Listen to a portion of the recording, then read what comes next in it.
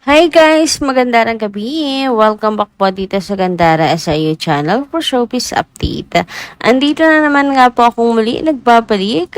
Ang nagmamaganda ninyong kachismosang Kimpaw, wala na nga pong iba ang lokarat na si Gandara upang magatid sa inyo ng latest update and fresh happenings patungkol kina Kim Chiu po and Paolo Avellino.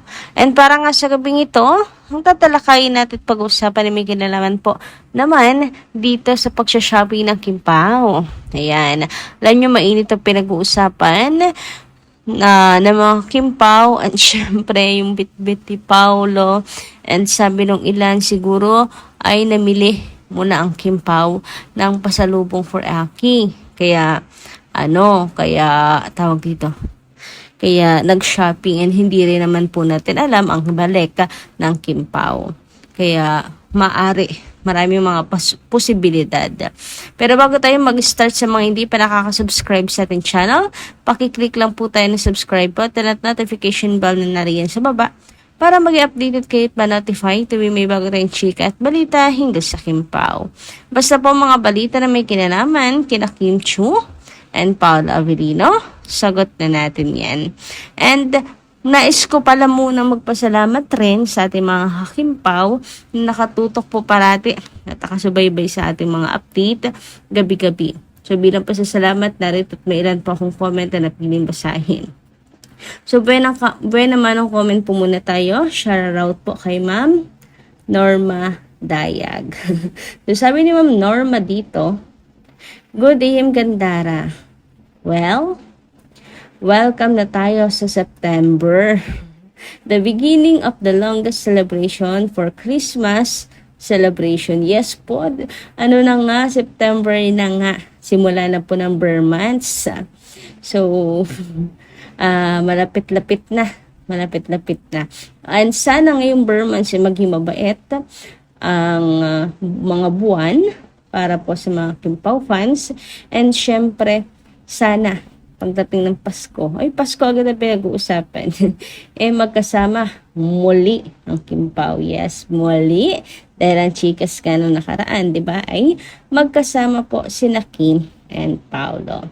Anyway, sabi pa po dito ni Ma'am Norma Dayag, sana'y ito na yung pinakamasayang Pasko ng Chiu family at nagkaayos na sila ni Ate Lakam. Ay, oo nga pala.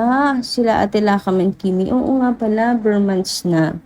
Huwag naman po sanang umabot ng Pasko na hindi po okay si Kim and si Ate Lakam.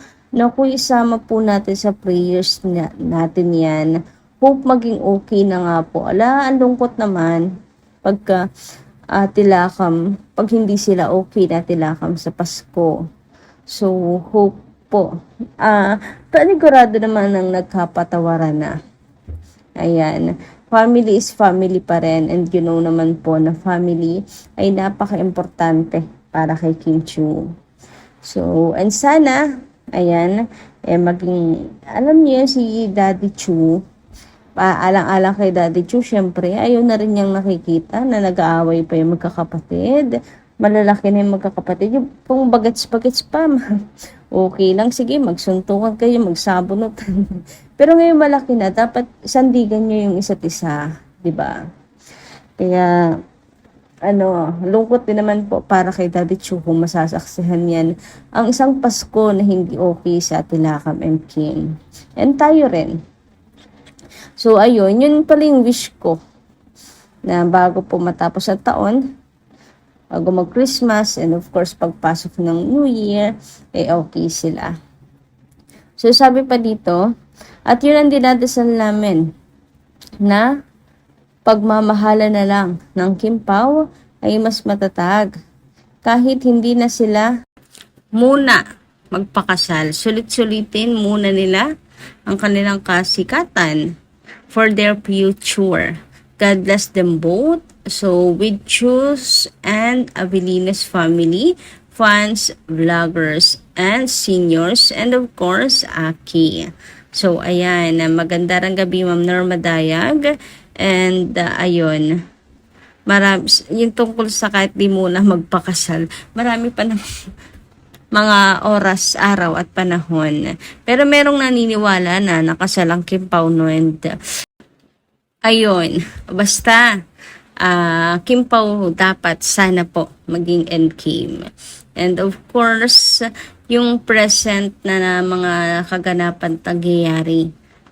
Clueless din yung ilang mga fans kasi how Kim and Ate Lakam na.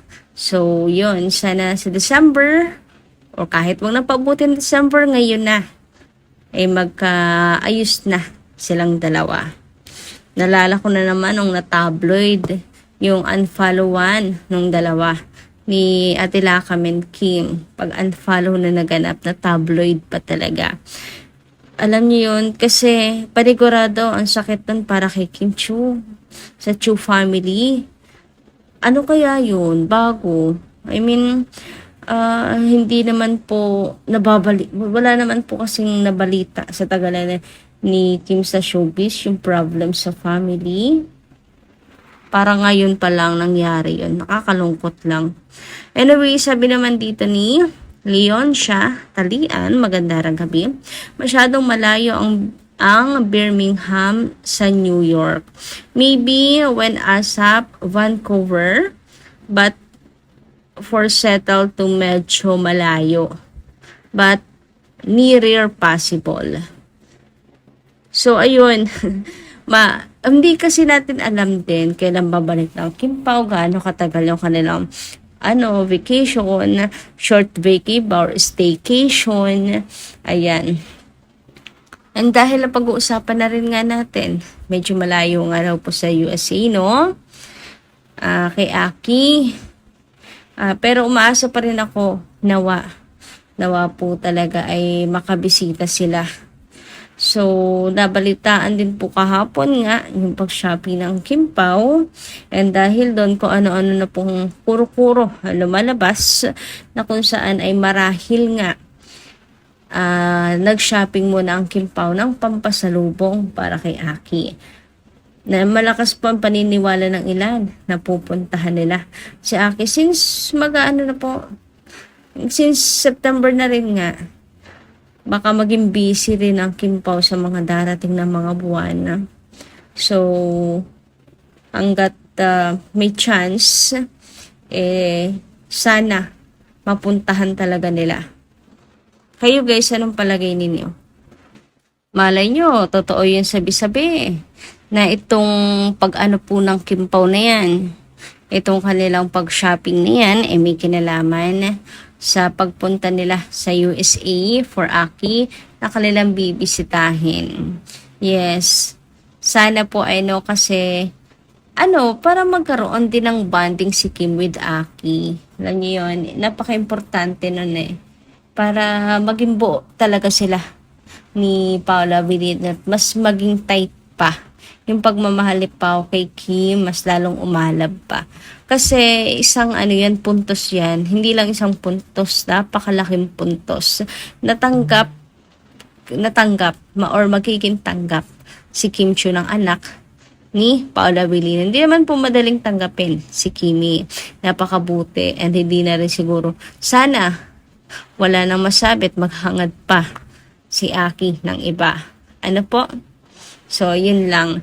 Importante na may bonding rin si Kim with Aki. Palagay ninyo guys. Palagay nyo lang naman. Feel free to comment. Anyway, shoutout naman kay Madam Edita na doon sabi niya dito, good day Gandara. Yes, ito na. Hands up kami. Super kilig namin. And of course, masayang masaya. Wala kaming tulog sa paghihintay ng events ng Kim Pao. Well, mga bashers, nag-iiyak na naman kayo. Kamusta mga puso nyo? Inatake na ba? Super happy kami. Nawawala ang antok namin. Basta pagdating sa Kim Pao talaga, napaka-powerful nila Kim Pao. And the best among the others. Sarap tingnan nila. Uy! Nako! Napakarami yung mga fans ni Kimi. Pinagkakaguluhan sila ni Pao. Marami nagmamahal at nag-support sa kanila. Pinaghihiyawan, pinaghiyawan ang prod nila. May parap pa sila Kim and Pao.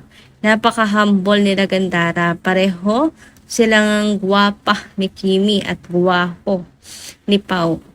Siyempre, alagang kimchi yan. Si Kim looks Barbie doll. So, happy panoorin nila kahit sa mga video lang. Napawaw kami. Super bagay. God bless us all. Wow! Napakaganda naman ng inyong comment, madam, tungkol sa Kim Pao. Yes, talagang dumadagundong po pagdating sa Kim Pao. Alam nyo, kahit sa ibang bansa, event ng Kim Pao talagang hindi dumog, kakatuwa naman. Ibig sabihin, worldwide po talaga ang mga fans nila Kim and Paolo. So, sobrang nakakatuwa lang na isa po tayo sa mga millions na isa tayo sa millions na nagmamahal sa kanila. Anyway, hanggang dito lang muna ating update, guys. Maraming salamat po sa inyong pakikinig. Kita-kits po ulit sa mga susunod ko pang chikas. Maraming po salamat.